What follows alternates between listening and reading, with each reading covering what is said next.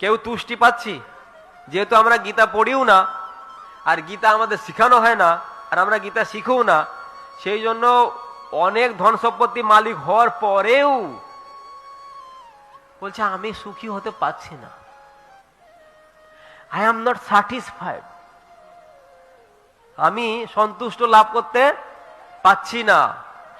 আবার তাহলে যার হয়েছে সেই কথা বলছে, আবার যে ভ্যান চালাচ্ছে ও চিন্তা করছে আরে কিছু কিছু টাকা পয়সা বেশি হলে পরে একটু সন্তুষ্ট পেতাম, হ্যাঁ কি না?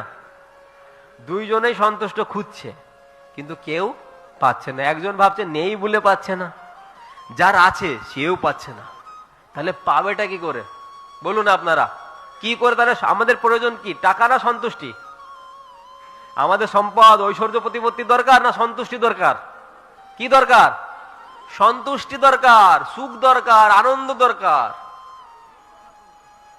কিন্তু যদি সবকিছু থেকেও সেটা পাচ্ছি না, তাহলে নিশ্চয়ই সেখানে কিছু রং রয়েছে, কিছু মিস্টেক সেখানে রয়েছে। সেই মিস্টেকটা কি এইখানে বলা হচ্ছে।